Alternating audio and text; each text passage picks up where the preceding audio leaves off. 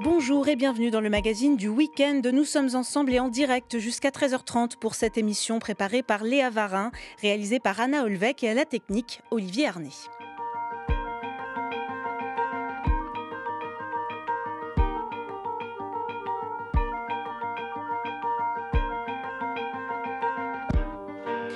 Après presque 300 heures de direct dans la nuit du dimanche 17 au lundi 18 août, JP est allongé dans un lit sous une couette, entouré de deux autres hommes qui dorment eux aussi.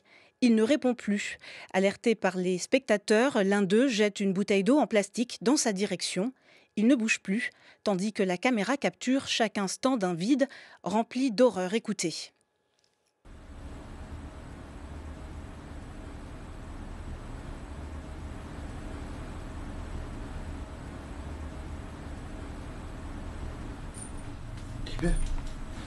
C'est sûr? Il répond pas. Dans ce silence assourdissant, JP est mort à l'âge de 46 ans au terme de 12 jours de retransmission et 36 000 € de dons. Jean Pormanoff, de son vrai nom Raphaël Graven, était un streamer, c'est-à-dire un créateur de contenu spécialisé dans les directs de longue durée sur Internet. Depuis plusieurs mois, il était frappé, humilié, torturé sur sa chaîne, régulièrement dans le top 10 mondial de la plateforme australienne Kick. Aux commandes, Owen Senazandoti, alias Naruto, et Safine Hamadi, alias Safine, qui se disent originaires des quartiers populaires de Nice. Issus de l'univers des jeux vidéo, ils s'étaient tournés vers du contenu plus rentable, violenté JP et Koudou, un homme handicapé sous curatelle, en direct pour leurs plus de 160 000 abonnés. Face à la stupeur et l'incompréhension, une question se pose. Les lives sur Internet sont-ils des zones de non-droit? Avec nous pour en parler, Mathilde Gohanec, bonjour. Bonjour. Journaliste, chef du service société de Mediapart, Bastien Lequerec, bonjour. Bonjour. Juriste en droit public et membre de l'association La Quadrature du Net, et à distance, Nathalie Théiot, bonjour. Bonjour. Avocate et présidente de la Ligue des droits de l'homme, merci d'avoir accepté notre invitation. De nombreux Français ont découvert qu'il est donc aujourd'hui possible de mourir en direct sur Internet. Avant de rentrer en détail dans le sujet, j'aimerais avoir votre sentiment général, votre regard sur ce drame d'une violence inouïe qui a provoqué une onde de choc dans tout le pays et à l'international également. Nathalie Théiot. J'étais vraiment atterrée parce que la LDH, à la suite de l'article de Mediapart, avait fait un signalement à l'Arcom. Nous avions saisi l'Arcom et il y avait également une enquête qui était menée. Et donc, tous ces longs mois, il ne s'est rien passé au final. Donc, moi, j'appelle ça un peu la chronique d'une mort annoncée, malheureusement. C'est extrêmement frappant et triste de se dire que il y a une sorte d'engrenage puisque les personnes qui regardaient payaient pour qu'il y ait ces violences. Donc c'est extrêmement triste. Donc c'est l'atterrement. Bastien Lequerec, votre sentiment général? Notre sentiment général à la Quadrature du Net, c'est que ce drame, aujourd'hui, est en train d'être récupéré par la classe politique pour justifier encore plus de censure, encore plus de contrôle sur les plateformes, alors que ici les responsables sont identifiés. L'enquête judiciaire avait commencé et c'est principalement un manque de moyens de la justice qui a conduit à ce drame et non une inadaptation du droit ou une lacune de la part du régulateur. L'Arcom est présenté comme un bouc émissaire de manière très opportuniste par le gouvernement et c'est vraiment nos craintes actuelles. Mathilde Gohanec. Voilà, au nom de mes collègues et de la rédaction, hein, le sentiment d'avoir un peu crié tout seul et dans le désert, évidemment, depuis 8 mois. Alors, vous nous direz, on n'a pas fait non plus 14 articles là-dessus, mais enfin, on en a quand même fait 3, dont une enquête vidéo qui établissait l'ensemble de ces faits, précédant la mort de Raphaël Graven, l'humiliation, la violence, le silence des autorités. Donc, voilà, c'est vrai qu'un sentiment un peu de gâchis et une inquiétude qu'on partage sur la manière dont le débat s'est enclenché depuis lundi, qui nous semble un peu décalé par rapport à l'enjeu de départ. Je rappelle que ma collègue qui lance cette enquête s'appelle Marie Turcan. Elle est spécialiste des discriminations et c'est bien l'angle d'attaque de son travail en décembre. Ouais. On vient d'entendre justement, tout a commencé en décembre 2024 quand les investigations de Bérénice Gabriel et Marie Turcan, journalistes de Mediapart, mettent en lumière les brimades, les humiliations et les violences subies par Jean Pormanoff, retransmises en direct. Pour démontrer le consentement de Koudou et JP, Naruto les alpague en direct. Mais bien Koudou, très important. Koudou, Oui. est-ce que tu te sens mal? Non. Non mais tu réponds avec le cœur, est-ce que tu te sens mal? Non. Est-ce qu'on est des frères avec toi ou pas? Ouais. Ça va, tu vas bien? Bah oui. Ok. Toi, ça va? Oui, ça va. Tu te sens mal? Ah ouais. Tu te sens mal, tu fais la méta TikTok? Il me faut un câlin. Vas-y, fais-moi un câlin. Voilà.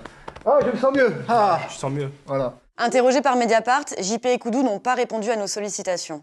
Après avoir reçu nos questions, les streamers ont prévenu leur communauté de l'existence d'une enquête de Mediapart.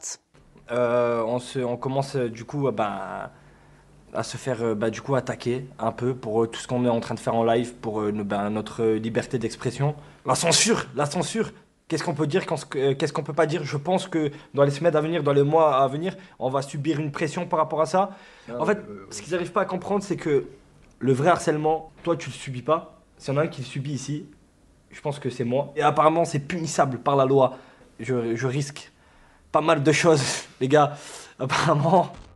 Voilà, beaucoup de choses dans cet extrait. Ce travail débouche sur l'ouverture d'une enquête préliminaire par le procureur de la République de Nice, lieu où se sont déroulés les faits présumés. Cette enquête qui concerne des sévices subis par Jean Pormanoff est toujours en cours. Mathilde Goannec, vous êtes chef du service société de Mediapart. Depuis plusieurs jours, des extraits insoutenables de ces lives tournent beaucoup en ligne et à la télévision. Qui sont ces influenceurs au départ spécialisés en jeux vidéo et comment ont-ils commencé ce business de la maltraitance révélé par Mediapart? Jean Pormanoff, Raphaël Graven était effectivement un streamer gamer, donc il se filmait en train de jouer aux jeux vidéo. Il avait acquis une certaine notoriété d'abord sur Twitch, ensuite il est passé sur Kick et là s'est retrouvé d'une certaine manière récupéré. En tout cas, voilà, après l'enquête déterminera le niveau de consentement, c'est ça qui est intéressant aussi dans cette histoire, dans un format un peu différent où l'on accompagnait une personne qui s'appelle, selon son pseudo, Koudou, qui lui est une personne handicapée sous curatelle. Et là, le jeu consiste à la fois à les regarder jouer à des jeux vidéo pendant des heures et des heures, ce que font aussi Naruto et Safin, mais aussi sous la pression et sous l'incitation des gens qui regardent ce contenu à aller sur des coups, des violences, des canulars d'une certaine manière. Pour ses colères aussi. Voilà, JP se met en colère et c'est ça qui crée le buzz, l'intérêt des spectateurs. Donc le but est de le pousser à se mettre en colère et donc pour ça tout est un peu permis, se faire enfermer dans le coffre d'une voiture, se faire verser de l'urine dans son verre, se faire frapper, se faire enfermer dans un coffre, dans les locaux. Enfin, je ne peux même pas énumérer le nombre de sévices et de blagues avec d'énormes guillemets auxquels il a été subi, qu'il a pu subir, ainsi que Koudou. Voilà. Et on apprend qu'environ 15 000 personnes, quasi exclusivement des hommes, étaient présentes à chaque live. Certains effectuaient même des dons pour commander des actes de violence. Est-ce que cette activité était rentable et quels sont les profils des hommes qui composent cette communauté ? Alors l'enquête avait tenté de chiffrer en fait le montant des sommes collectées par les uns et les autres. C'est plusieurs milliers d'euros par mois. De l'argent que recevait également JP ainsi que Koudou. De l'argent qui est distribué par Naruto slash Safin. Ça va être un peu slash Owen, pardon. Ça va être un peu compliqué pour les auditeurs, mais il va falloir s'y faire. Donc voilà, c'est beaucoup d'argent en réalité. Et c'est d'ailleurs la chaîne la plus populaire de Kick. Donc elle rapporte beaucoup d'argent aux streamers, mais également à Kick. Il y a donc un mécanisme d'abonnement à la plateforme, mais aussi un mécanisme de dons. Ces dons étant corrélés au niveau d'engagement dans les violences, dans la durée des marathons, par exemple, de jeux vidéo. Enfin voilà, il y a diverses occasions de générer de l'argent sur ce contenu. Oui, donc il y a une forme d'addiction aussi, on imagine, à ces montants qui poussent à une surenchère. Tout à fait. C'est vraiment la clé de ce spectacle, c'est l'engagement des gens qui regardent, la manière dont ils le financent et ensuite la manière dont le contenu va être produit. En janvier, les 2 hommes avaient été placés en garde à vue puis relâchés. Pourquoi ? D'autant qu'avec leur argent, ils ont pu s'exiler à Malte et continuer à faire des lives. C'est ça, Mathilde Goannec ? Alors, il faut savoir qu'une enquête judiciaire, c'est pas instantané, et c'est d'ailleurs heureux, et que c'est une enquête qui est menée par le parquet de Nice, par la police judiciaire à Nice, qui a consacré peu de moyens, en tout cas peu de moyens, au regard des moyens dont elle dispose au général. Il s'agit de récupérer des centaines et des milliers d'heures de vidéos. Donc c'est un travail colossal. Il s'agit de déterminer le niveau de consentement des uns et des autres. Il s'agit de déterminer aussi l'aspect financier de cette affaire. Donc c'est une enquête qui est évidemment compliquée. Alors ils ont été relâchés parce que pour l'instant, en tout cas, l'enquête n'avait pas permis de déterminer précisément justement quel était le lien de subordination ou de consentement entre les uns et les autres. Et c'est vrai qu'il est possible que la justice ait un temps pensé que la saisie du matériel et cette enquête préliminaire suffisent à leur faire peur. Ce n'a pas été le cas. Ils se sont donc exilés à Malte un temps pour un contenu beaucoup plus doux, si je puis dire. Et puis ils sont revenus en France et ont repris en fait ce qui génère de l'argent, la violence et l'humiliation. Nathalie Théiot, la Ligue des droits de l'homme a saisi l'Arcom le 13 février 2025 suite au travail d'enquête réalisé par Mediapart en dénonçant une atteinte à la dignité humaine. L'avocat des streamers affirme que les actes pratiqués étaient consentis. Il invoque des violences en partie simulées, comme dans le catch ou le cinéma. Pourtant, il y a d'un côté une personne en situation de handicap et une autre visiblement très vulnérable, décédée aujourd'hui. Que dit la loi concernant la question du consentement dans cette affaire ? Parce que on vient de l'entendre, ce que va essayer de déterminer la justice. Il y a deux questions. Nous avions non seulement parlé de la problématique de la dignité, mais plus généralement aussi des propos qui étaient tenus, puisqu'ils étaient homophobes, ils étaient également handiphobes, c'est-à-dire contre les personnes handicapées. Donc on avait un ensemble de propos qui étaient humiliants, mais il y avait aussi, à notre sens, des infractions, notamment de violence. Et violence concernant au moins une des personnes qui était sous curatelle, donc logiquement protégée par la justice. On disait que ça pouvait même consister en une circonstance aggravante de violence sur une personne de particulière vulnérabilité, et cette vulnérabilité connue des auteurs d'infractions.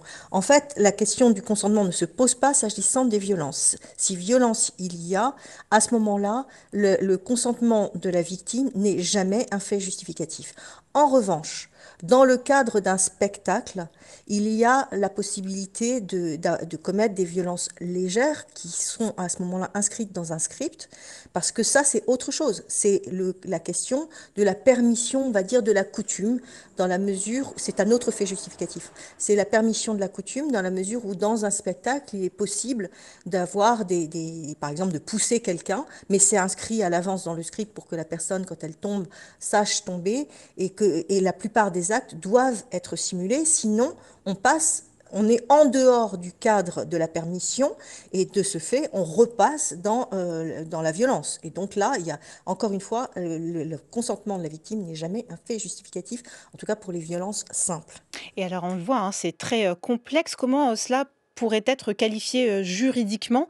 Est-ce que le fait que des mineurs aient potentiellement assisté à ces lives change la donne ? Ça pourrait être une circonstance aggravante aussi. En fait, la question, elle est surtout, est-ce qu'ils vont devoir démontrer qu'ils avaient inscrit, enfin c'est comme ça que je l'analyse, que c'était du spectacle, que c'était simulé, alors que lorsque nous avons fait notre saisine de l'Arcom et qu'on signalait donc les infractions commises, y compris d'ailleurs de diffusion des images de violence, qui est une infraction distincte. Mais encore faut-il qu'au départ ce soit qualifié de violence. Donc si nous avions raison, c'est lié au fait que si nous avons fait cette saisine, c'est parce que les coups ne nous semblaient pas du tout simulés, mais bien extrêmement forts et de nature à faire mal. Donc voilà, même si on ne pourra pas savoir quels étaient les dommages, puisqu'il n'y a pas eu d'expertise, il n'a pas été voir un médecin. Donc de ce point de vue-là, c'est plus compliqué pour la preuve, mais les coups étaient bien portés en direct et ils ne semblaient pas du tout simulés. Donc s'ils veulent dire le contraire et rentrer dans le cadre de la permission d'un spectacle, il va falloir le démontrer. Alors le prouver. Nathalie Théiot, quelle est la responsabilité des spectateurs qui ont donc assisté à ces infractions, les ont encouragés et étaient même prêts à payer pour cela ? C'est une question plus compliquée parce que dans la mesure où, je ne parle pas moralement, oui. Je parle juridiquement, dans la mesure où ils ont encouragé à des violences, ils peuvent aussi dire qu'ils ne pensaient pas que c'était réel, ils pensaient que c'était... Eux aussi peuvent dire ça, dans la mesure où il y a aussi le filtre de l'écran. Et donc, ils ne peuvent pas... C'est pas la même chose que si on est directement le nez sur la personne que l'on frappe, hein, ou bien si l'on est derrière un écran où on sait qu'il peut y avoir simulation, je pense au film de Kung Fu par exemple, où personne n'est touché en réalité, où c'est à 10 centimètres du visage, mais ça donne l'impression. Et donc, il pourrait dire ça à travers l'écran et dire mais on n'était pas au courant que c'était réel et donc on a juste encouragé à ce qu'on aille plus loin. Vous voyez, c'est compliqué, mais si on arrive à dire qu'en réalité ils étaient vraiment consentants à participer à l'infraction et à payer même pour cela, ça pourrait être de la provocation à la commission de violence par des dons, et dans ce cas-là, on serait sur de la complicité de violence. Et il faudrait retrouver ces personnes. Oui, bien sûr. On peut pas juger quelqu'un sans savoir de qui il s'agit, mais ça, c'est l'enquête. Mais ça, parce que c'est vrai que ça paraît tellement nébuleux. C'est possible de retrouver des milliers de personnes comme ça, sous pseudo, sur une plateforme. On peut retracer? En tout cas, on peut chercher l'adresse IP et à partir de là retracer. Oui, ça c'est pas infaisable, mais après ça pose je souscris totalement à ce que dit Bastien sur la question des moyens dont dispose la justice. Oui, on va y venir. On voit que c'est quand même très peu. Depuis la mort de Jean Pormanoff, une deuxième enquête est en cours sur les causes de sa mort, qui, d'après l'autopsie, n'a pas été provoquée par l'intervention d'un tiers. Et alors que le parquet a ordonné des analyses complémentaires, toxicologiques et médicales, pour préciser les circonstances de la mort, France Info a révélé ce vendredi qu'un lanceur d'alerte a rendu public via un lien Google Drive plus de 1700 vidéos de sévices subis par Jean Pormanoff en direct sur la chaîne Kik, supprimée depuis, et que ce lanceur d'alerte anonyme avait pris le soin d'archiver pour prouver, dit-il, que cela s'est réellement passé sous nos yeux et que personne n'a rien fait.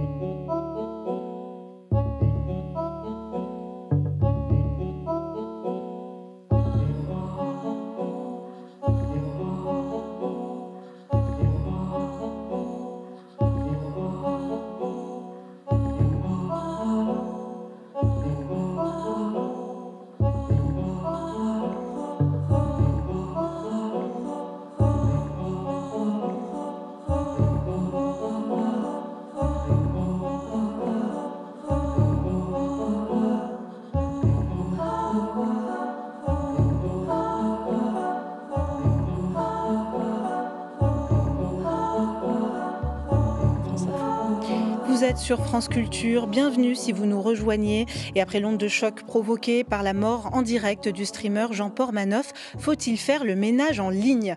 Est-ce possible? Bastien Le Quérec, ces lives cauchemardesques avaient lieu sur la plateforme australienne Kik, ce qui veut dire un coup en français, une plateforme de diffusion de vidéos avec un chat interactif qui permet de discuter et d'effectuer des dons, connu pour ses contenus trash. Comment fonctionne Kik et quelle est sa part de responsabilité dans ce drame? Mediapart l'avait d'ailleurs qualifié de Far West de la vidéo où règne le laisser-faire. Bastien Le Quérec. Alors, le régime de la responsabilité juridique des plateformes est encadré par le droit européen. Il y a un principe qui est fondamental, qui est un principe d'irresponsabilité des plateformes. Les plateformes, parce qu'elles sont des intermédiaires techniques, parce qu'elles ne font qu'héberger des contenus qui sont créés par des internautes, elles ne sont en principe pas responsables de ces contenus. C'est un principe qui est très important pour la liberté d'expression sur Internet, parce que ça veut dire que les plateformes ne vont pas avoir un droit de regard de ce que les internautes publient sur les services d'intermédiaires techniques. En revanche, c'est un principe mais qui peut être levé. Par exception, une plateforme peut être responsable des contenus lorsqu'elle a été notifiée d'un contenu illicite et qu'elle n'a pas agi promptement pour le retirer.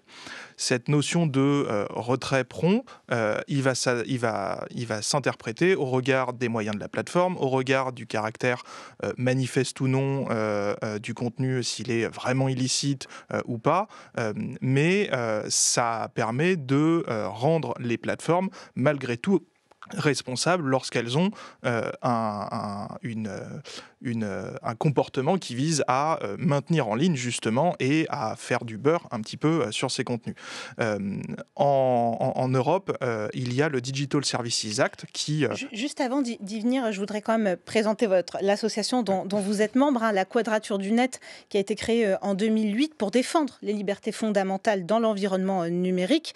Et quand vous parlez d'irresponsabilité des plateformes, est-ce que c'est pas un peu dangereux au regard de ce qu'on voit? Parce que Naruto et Safin, les deux, dans la vidéo en tout cas tortionnaires, ils ont mis en avant à plusieurs reprises, et on l'a entendu, la liberté d'expression pour justifier leur contenu violent.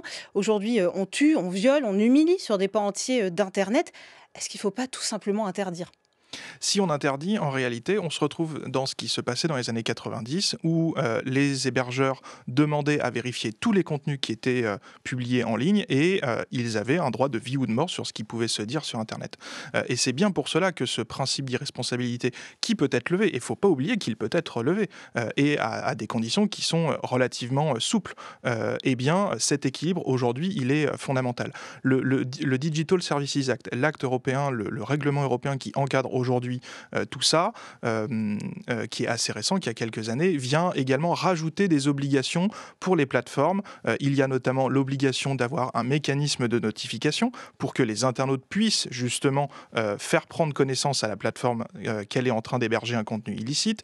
Il y a des obligations de répondre à ces notifications. Ça ne suffit pas de mettre en place une notification, il faut aussi pouvoir y répondre. Il y a des obligations de signaler à la justice lorsque des contenus sont visiblement illégaux et constituent une infraction. Il y a une obligation d'aller signaler à la justice, et il y a une obligation, et c'est un grand manque dans l'affaire Kik, il y a une obligation d'avoir un représentant légal, puisque les plateformes ne sont pas nécessairement domiciliées dans l'Union européenne, et à ce moment-là, lorsqu'elles s'adressent à un public européen, comme c'est le cas pour Kik, traduit en France, qui héberge des internautes français, des streamers français, il y a une obligation d'avoir un représentant légal pour pouvoir aller sanctionner quand c'est le cas.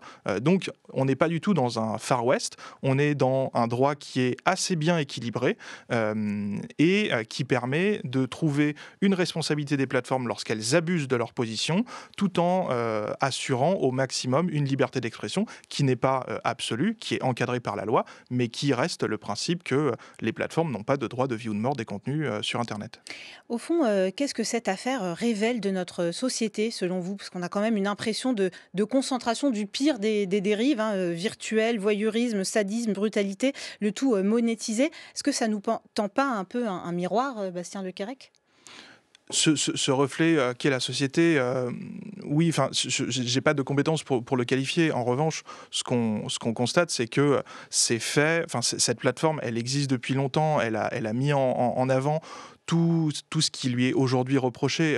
On voyait sur les réseaux sociaux, notamment X, le fait qu'elle mettait en avant cette chaîne, elle mettait en avant des éléments, enfin des extraits assez durs. Donc, on voit qu'elle a joué sur ce côté très, très dur, très violent de ces contenus. C'est à l'enquête judiciaire de déterminer la responsabilité pénale de la plateforme, et elle bénéficie d'une présomption d'innocence, il ne faut pas l'oublier. Mais si la justice venait à dire que, en effet, par son activité de promotion de ces contenus, par son absence de modération, par le fait qu'elle n'a pas eu de représentant légal dans l'Union européenne pendant très longtemps, puisqu'il a fallu attendre ce drame pour qu'elle en désigne un à Malte, eh bien, tout ça permettra de sanctionner, et le droit est suffisamment adapté pour sanctionner. Il ne faut pas oublier non plus que les premiers responsables, ce sont les créateurs de contenu, donc les streamers, et si leur responsabilité était établie par l'enquête judiciaire, ça serait eux les principaux responsables. Mathilde Gohanec, pour vous, c'est un révélateur d'un problème profond dans notre société, cette affaire ? Je suis pas sûre qu'il faille passer par le médium Internet pour qu'on se rende compte que le handicap, enfin l'handiphobie est un fléau, que les violences génèrent de l'intérêt. Enfin, je pense que c'est vraiment faire porter sur Internet et ses contenus une responsabilité qui les dépasse. Par contre, là où je rejoins mon voisin, c'est que nous, qu'est-ce qui nous intéresse dans cette affaire? C'est que effectivement la responsabilité de la plateforme n'a pas été envisagée sur le plan judiciaire dès le mois de décembre, ou disons dès le mois de janvier. C'est ça qui nous intéresse. La responsabilité des streamers, elle est sous le regard de la justice, sûrement de manière trop lente. On a révélé cette semaine que des gendarmes sont passés au minimum 3 fois, y compris dans les 12 jours précédant la mort de Raphaël Graven, dans le local où étaient tournées les images. Donc il y a évidemment une question de comment s'est passée cette enquête, et cette question, elle doit être posée. Mais par contre, la question de la responsabilité de la plateforme, on l'a dit, il a fallu attendre 8 mois pour qu'on sache qu'ils étaient basés à Malte. Naruto, avec lequel on a fait du contradictoire dès le mois de décembre, explique que ça passe par Malte, que les financements passent par Malte. Donc comment ça se fait des enquêteurs journalistiques dans une rédaction de 80 personnes arrivent à obtenir des informations que personne ne prend la peine de rechercher il y a 8 mois? Et vous avez alerté la ministre déléguée chargée du numérique, Clara Chapaz, qui a dénoncé une horreur. Et pourtant, suite à votre enquête fin 2024, les signalements effectués au gouvernement sont restés sans réponse. Mathilde Goannec, combien de relances avez-vous envoyées ? Alors en décembre, on la relance 2 fois pour lui demander si c'était possible de faire une interview vidéo sur cette affaire. Il est vrai que ça tombe en plein remaniement, mais c'est là encore, ça m'interroge. La question à l'époque n'était pas de demander à Clara Chapaz d'appuyer, comme elle le dit, sur un bouton rouge pour fermer Kik. La question, c'est à ce moment-là, pourquoi la ministre ne fait pas, même si elle ne nous répond pas, ce qui est son droit le plus strict, de faire un signalement Pharos ? Ce qu'elle fait cette semaine. Pharos qui aurait déclenché une mise en relation avec l'OFAC, qui est l'Office chargé de la cybercriminalité et cybersécurité, et qui donc là lance la question de la responsabilité de la plateforme et le fait de devoir retrouver les bergers. On va expliquer juste après ce qu'est Pharos. Mais avant ça, on va écouter Clara Chapaz qui s'est exprimée ce jeudi au sujet du drame. D'abord et avant tout, comme des millions de Français qui ont découvert que quelqu'un est mort en direct, j'ai été extrêmement choquée de voir ça. La réalité a dépassé la fiction. Il y a eu des séries télé, il y a déjà des dizaines d'années, qui imaginaient ce monde où quelqu'un pouvait mourir en direct sous les yeux de spectateurs qui ont payé pour voir ce type de contenu. C'est ce qui s'est passé aujourd'hui. Et bien sûr que ça m'interroge en tant que ministre du numérique, et ça me conforte d'ailleurs sur une seule chose, et ce qui a été la priorité de mon action depuis le début et depuis ma nomination, c'est qu'il y a urgence à sortir de ce Far West numérique dans lequel on est aujourd'hui. Et je reconnais une responsabilité pleine et entière. Est-ce que c'est facile ? Non. Est-ce que c'est aussi rapide que ce qu'on voudrait ? Non plus. Est-ce que y a des choses imparfaites ? Bien sûr. Pour autant, est-ce que je reste déterminée ? Extrêmement déterminée. Il n'y a aucune raison que les comportements déviants qu'on a pu voir sur cette plateforme aient lieu en ligne, en toute impunité, comme un nouvel espace de liberté. C'est pas un autre territoire perdu de la République numérique, et on remettra de l'ordre. Voilà, on remettra de l'ordre dans l'espace numérique. La ministre déléguée chargée du numérique a donc annoncé saisir l'Arcom, l'autorité de régulation de la communication audiovisuelle et numérique, qui régule les plateformes depuis 2022 avec 23 personnes en charge seulement et qui peut demander le blocage d'un site à la justice. S'ajoute à cet acteur la plateforme Pharos dont on a parlé juste avant, le portail officiel de signalement mis en place par le ministère de l'Intérieur en 2009. On parle en 2022 de 20 personnes pour traiter plus de 200 000 signalements par an. Je précise que nous avons sollicité l'Arcom à plusieurs reprises, qui n'a pas souhaité s'exprimer. Bastien Lequerec, je me tourne à nouveau vers vous. Ça va barder pour les plateformes, comme le dit la ministre ? Alors, je suis choqué d'entendre dans la bouche de la ministre que le numérique et les contenus en ligne seraient un Far West. Il n'y a pas de Far West, je l'ai dit tout à l'heure, les plateformes peuvent être responsables et le droit est suffisamment bien équipé pour ça. Aujourd'hui, on observe une stratégie de la part du gouvernement qui consiste à pointer l'Arcom comme étant un bouc émissaire et responsable de toutes les défaillances dans cette affaire. Or, l'Arcom, elle l'a dit ce matin dans une tribune dans Le Monde, l'Arcom n'est pas le régulateur des contenus. L'Arcom est un régulateur des plateformes, de certaines plateformes, celles qui sont basées en France. Donc pour Kik, à Malte, qui maintenant a déclaré un représentant à Malte, l'Arcom n'est même plus compétente pour s'attaquer à cette affaire et elle n'est pas là pour juger de la légalité d'un contenu ou pas. Elle est là pour s'assurer que les plateformes respectent leurs obligations de mettre des mécanismes de signalement pour que, éventuellement, leurs responsabilités puissent être considérées si elles ne retirent pas des contenus. Et ensuite, on a aussi un deuxième acteur qui est Pharos, qui est la gendarmerie, qui effectivement a relativement peu de moyens, mais qui peut récolter des signalements sur des contenus. Et là, pour le coup, c'est le premier interlocuteur pour signaler des contenus, parce que Pharos derrière peut demander à déclencher des enquêtes, peut faire des signalements au procureur pour que la justice puisse faire son travail.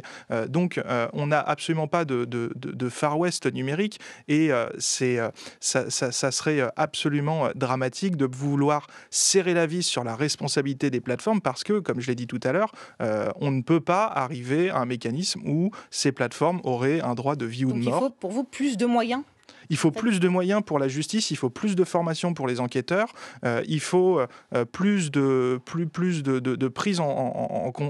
conscience, de prise de conscience que quand on a des contenus qui sont illicites en ligne, on ne peut pas, en un claquement de doigts, les fermer. Et quand il y a des qualifications pénales à apporter, c'est à la justice de le faire, et ça ne servirait à rien de vouloir trouver une solution miracle. Elle n'existera pas, et aujourd'hui, malheureusement, on a l'impression que la stratégie gouvernementale pour s'extirper de ces défaillances, c'est de dire oui, le droit n'était pas adapté, on va donner encore plus de pouvoir pour la police. Alors, j'aimerais qu'on refasse un petit point sur l'arsenal législatif que vous avez commencé à évoquer.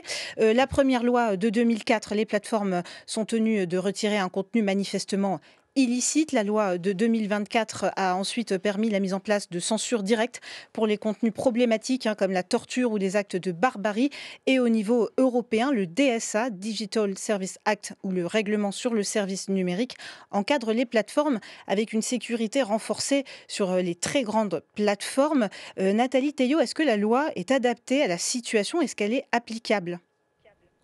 Elle est adaptée au sens où, pour l'instant, le règlement européen est entré en vigueur en février 2024, donc on n'a pas encore non plus suffisamment de recul pour savoir si c'est suffisant comme fluidité de travail, puisque les plateformes se jouent des frontières. Donc il faut qu'il y ait une véritable coopération entre les États européens, et notamment, en l'occurrence, l'Arcom peut saisir son homologue à Malte pour qu'elle intervienne. Donc c'est quand même quelque chose qu'il faut mettre en place, et ça réclame un vrai portage politique, une véritable politique également qui soit menée en direction justement de soutenir ce qui a été mis en place, ne serait-ce que le règlement européen.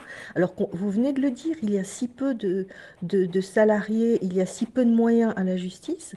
On voit bien que ce n'est pas du tout un portage politique, et que pour l'instant on est en train de faire des rodomontades pour voire même de demander à ce qu'on change encore la loi avant même qu'on ait un petit peu de visibilité sur ce qui est mis en place, simplement pour pouvoir se débarrasser du problème, tant que c'est médiatique. On dit ça, puis ensuite, on va retourner dans surtout pas finalement de contrôle des plateformes et du laisser-faire. Parce que ne mettre que si peu de moyens dans les instances qui sont chargées de la régulation, et c'est vrai pour Pharos aussi, c'est le même problème, eh bien, ça signifie qu'il n'y a pas de réel portage politique. Et c'est très inquiétant, parce qu'il y a un développement des messages haineux, y compris racistes, antisémites. Donc, je l'ai dit, là, c'était autre chose, c'était homophobe, c'était antiphobe, mais voilà, ça peut être sexiste, on est sur vraiment énormément de propos qui sont tenus, et on ne donne pas les moyens pour qu'il y ait une régulation. Et Bastien Lequérec, s'il y avait les moyens qui étaient donnés, est-ce que c'est réellement applicable, étant donné le nombre de pays, de règlements différents? Est-ce qu'on a l'impression que c'est très nébuleux? C'est totalement applicable, parce que ici, même si la plateforme n'est pas domiciliée dans l'Union européenne, elle est domiciliée en Australie. Il y a des conventions entre les pays pour de l'entraide judiciaire, donc c'est possible d'aller rechercher des plateformes. Après, c'est évident que on ne pourra pas attraper toutes les plateformes qui iraient se protéger dans un pays qui n'aurait pas de convention avec la France d'entraide judiciaire.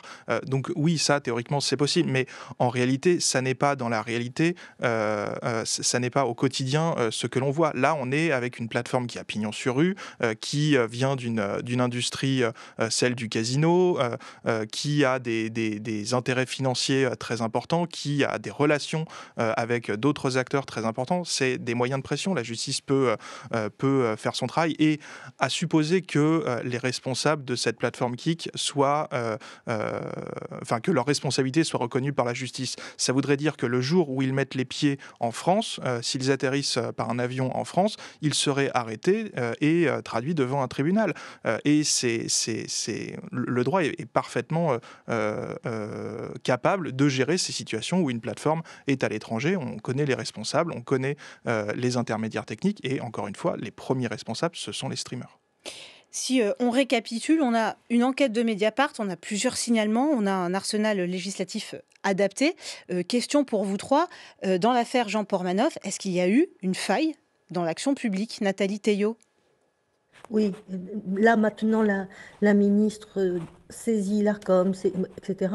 Alors qu'à l'époque, elle n'a pas saisi Pharos, elle n'a pas saisi l'Arcom.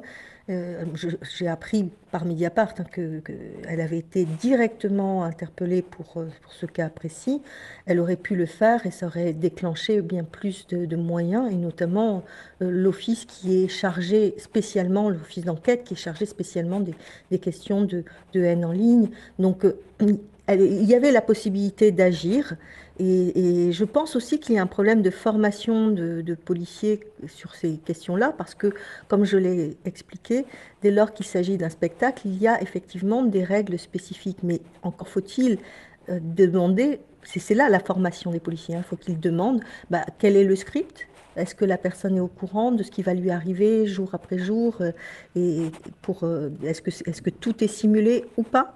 Enfin voilà, il y a des questions à poser dans l'enquête, et j'ai pas l'impression qu'on ait pris la mesure de la portée des coups, et donc de l'engrenage qui pouvait arriver effectivement à ce qu'il y ait des coups qui provoquent des dommages graves. Alors là, on sait que l'autopsie a déterminé que ce ne sont pas les coups qui ont directement causé la mort. Pour autant, ça peut être l'épuisement lié à ces 12 jours précédents, aux coups portés de façon répétée. Donc il n'est pas impossible qu'il y ait malgré tout ne serait-ce qu'une infraction d'homicide involontaire. Donc ça, c'est l'enquête qui va devoir le déterminer.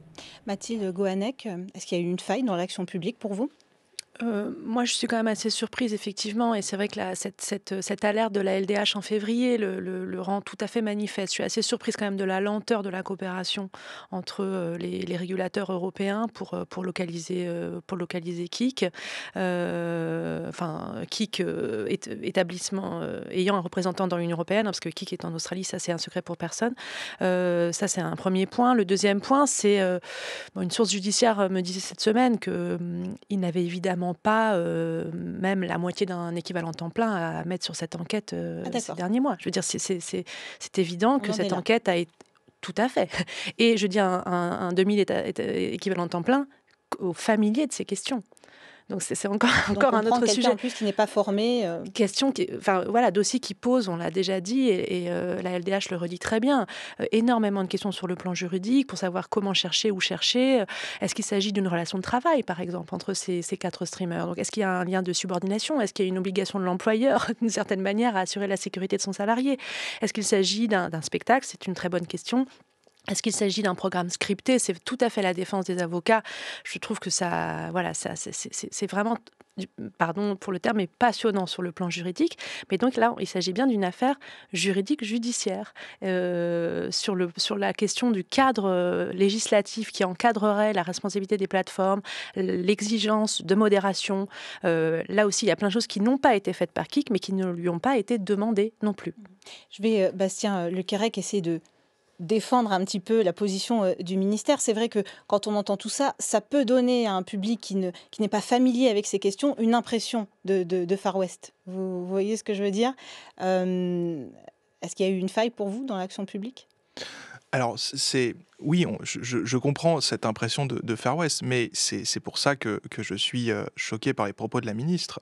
Cette impression, elle vient du fait, comme ça a été rappelé depuis le début de cette émission, d'un manque criant de moyens pour la justice et du fait que cette enquête qui avait été initiée en janvier par la justice n'a pas pu aboutir parce que les enquêteurs n'avaient pas les moyens pour ça.